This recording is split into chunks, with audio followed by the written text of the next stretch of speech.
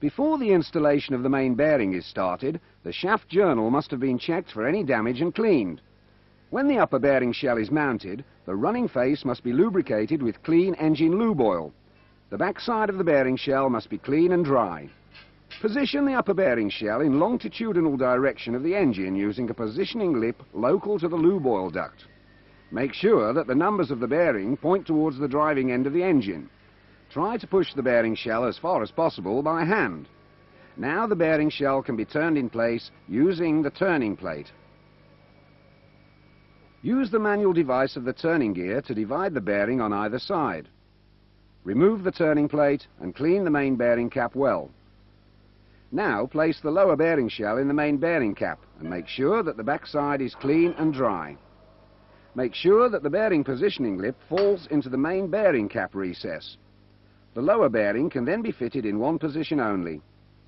Equalize the bearing joint faces with the joint faces of the main bearing cap and apply a layer of clean engine oil to the running face of the lower shell.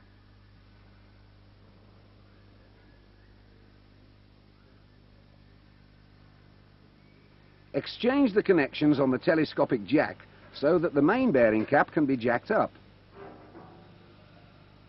Now the oil delivery hose is linked to the up connection and the oil return hose to the down connection. Now lift the bearing block using the special hand pump. This pump has an internal protection device limiting the pump pressure to 150 bar to protect the telescopic jack.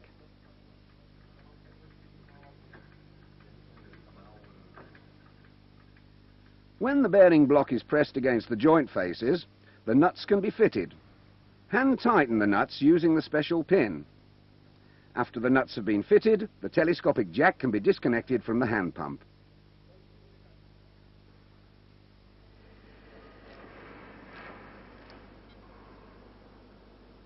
Place new O-rings on both side studs and lubricate the O-rings with the prescribed grease.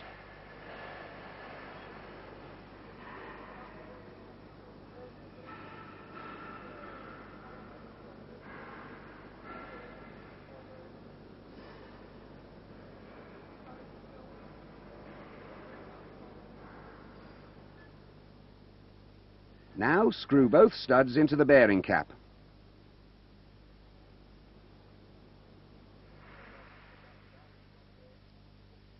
Now slack off the stud a quarter of a turn. First, provide the stud with a nut on engine exhaust side only, because this stud is pre-tensioned first. This is done to align the bore of the main bearing.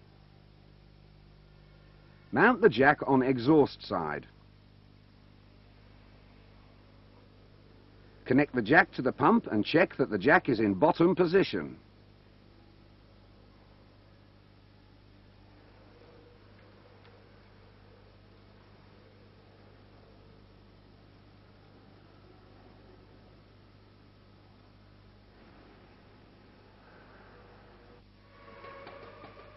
Pressurize the jack to 200 bar and tighten the nut.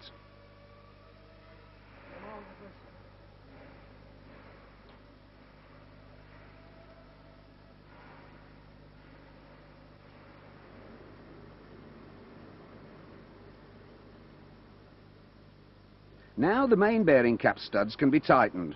To do so, provide the jacks as explained earlier for the disassembly procedure.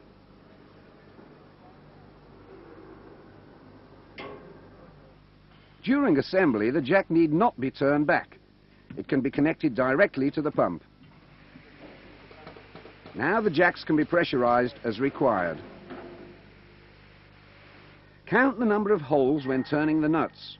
The number of turns must be approximately the same for all nuts.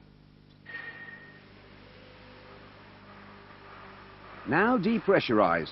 Retighten the jacks again and try to turn the nut further.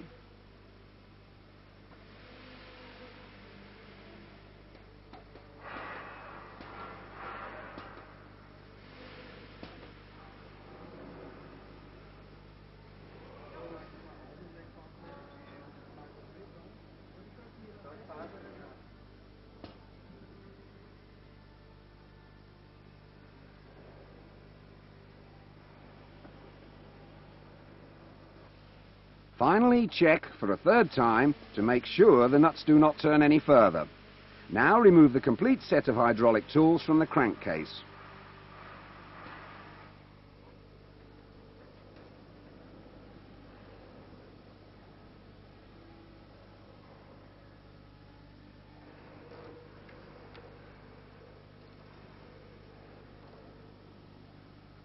To prevent stress in the exhaust side stud, it must first be loosened.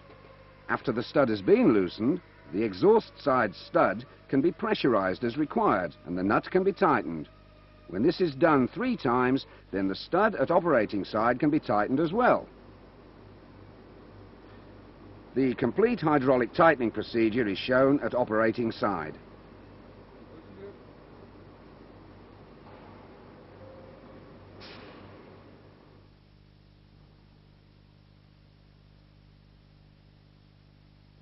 Next, pressurize the stud at operating side as required and tighten the nut.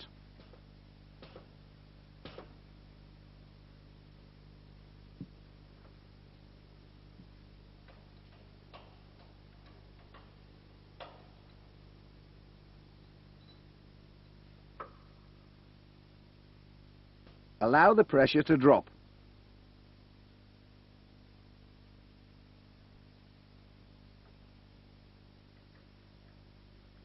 Then retighten the jack as far as possible.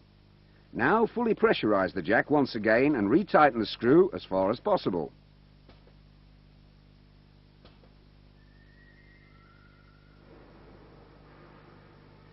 After the pressure is dropped, it can be raised again immediately.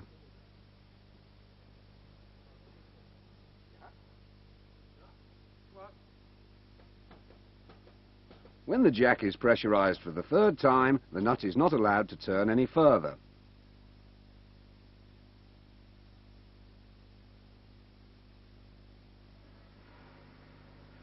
Finally, mount the thermocouple and check the bearing clearance, and make sure no loose items are left behind in the engine.